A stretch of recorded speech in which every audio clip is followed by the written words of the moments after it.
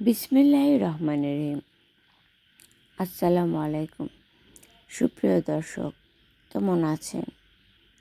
আশা করি নিশ্চয়ই ভালো। আমিও ভালো আছি।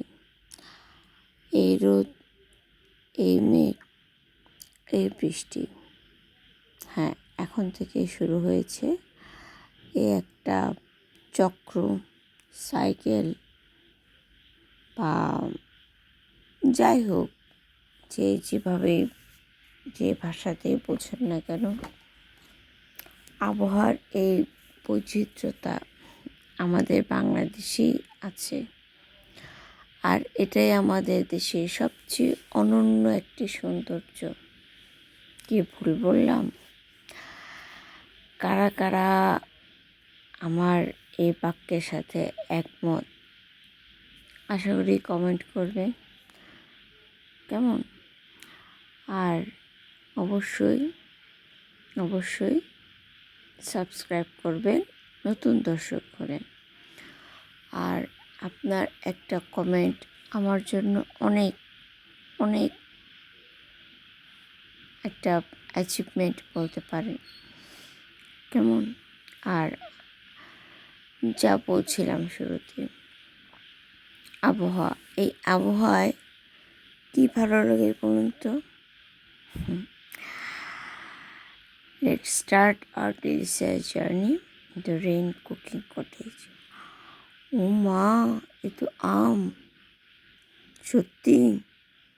হ্যাঁ, সত্যি এটা আম। আর এই আম দিয়ে আজকের ভিডিওটি। আমের চাটনিও বলতে পারেন, আমের আচারও বলতে পারেন, বা যাই হোক, যে যেটা বলতেই পারেন।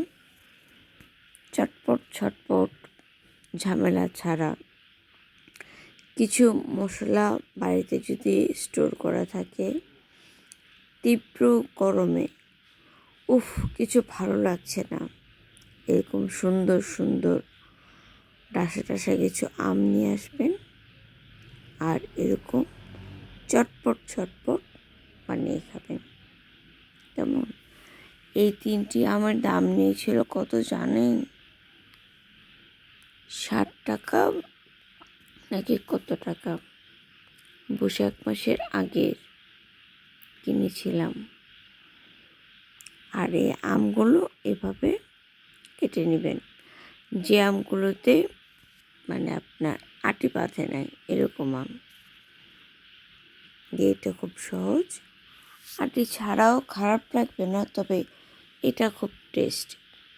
আর ফ্রোজেন করতে যাবেন না, কারণ এই খাবারগুলো আসলে ফ্রোজেন করলে আমার কাছে ভালো লাগে না, বা এগুলোর সংরক্ষণ পদ্ধতিও আমি আসলে জানি না, ভালো লাগে না, আমি ওগুলো জানিও না কখনো। আর যা হোক, পরিমাণ মতো পানিতে হলুদ আর লঙ্কা গুঁড়ো দিয়ে সিদ্ধ করে নেবেন এবং এরকম একটি ছাঁকনিতে পানিটুকু সর্বোচ্চ ছেঁকে নেবেন, কেমন?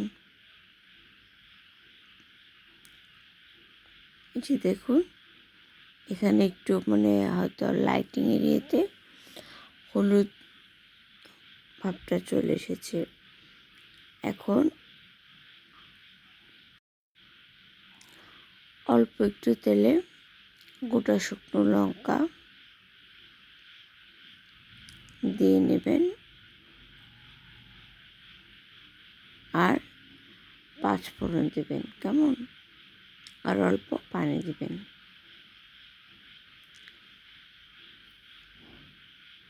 আর এই পানিটাতে কি দিবেন, অল্প একটু হলুদ দিতে পারেন। আর এবার পানিটা ফুটে আসলে চিনি দিয়ে দিবেন, আর ওই যে সেদ্ধ করা আম দিয়ে দিবেন।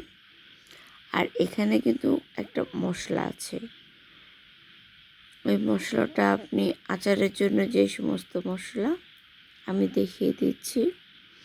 এখানে রয়েছে মৌরি, 5 ফোড়ন আর শুকনো লঙ্কা গুঁড়ো। আমার কাছে প্যাকেট ছিল, কিছু হাতেও করেছি, খুব তাড়াহুড়ার জন্য আসলে ক্লিপসটা অ্যাড করা হয়নি, পরে একদিন দেখিয়ে দেব। পানিটা একদম যখন শুকিয়ে আসবে তখন নামিয়ে নেবেন। আর এটা আপনি 1 সপ্তাহ ভরায় নর্মাল ফ্রিজে রেখে খাবেন। খুব বেশি দিনের জন্য স্টোর করতে যাবেন না।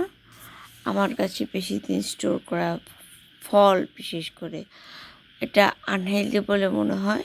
আমি কোনোভাবেই সাপোর্ট করি না। আর যে জিনিস আমার নিজের জন্য সাপোর্ট করি না সেটা আমি অন্যকেও দিতে চাই না। কেমন? আর কার কেমন লাগলো আমার এই রেসিপিটা নিশ্চয়ই কমেন্ট করবেন, শেয়ার করে দেবেন বেশি বেশি। আর এই তীব্র গরমে এটা ওই যে বললাম, মশলাটা যদি স্টোর করা থাকে আপনি এটা সপ্তাহে 2 দিন বানিয়ে খাবেন। আটি পেতে গেলেও অসুবিধা নেই, ঠিক আছে? আর চলছে জিলকত মাস, কার ইবাদতের কী খবর সেটাও শেয়ার করবেন, কারণ আপনার আমার লিঙ্ক শুধু খাবারের রেসিপি দিয়েই না, আমাদের লিঙ্কটা যেন ইমান দিয়েও বাঁধা থাকে। কেমন? না ভাববেন না আমি জামাতে ইসলামের কেউ। আমি একজন ট্রাস্টেড মুসলিম এবং উম্মতে মুহাম্মাদি। এর চেয়ে বেশি আমি কিছু ভাবি না। কেমন? আর অবশ্যই আমরা সকলের জন্য সকলেই দোয়া করব, সকলেই সকলের বিপদে এগিয়ে আসব, আর সকলেই সকলের বিপদে হাত বাড়িয়ে দিব। আর অবশ্যই পরিবারের যে মানুষটি বয়স্ক আর যে মানুষটা শিশু, এই দুজনের প্রতি একটু বাড়তি খেয়াল রাখবো। বাড়িতে যে শিশু, তাকে সাংসারিক কাজের সাথে এনগেজ করবেন, যেন তার মোবাইলের প্রতি আসক্তটা তৈরি না হয়। তাকে দায়িত্ববান হতে শেখান। আজকের শিশু আগামী দিনের ভবিষ্যৎ। Enjoy yourself, be happy and stay with peace. আল্লাহ হাফেজ।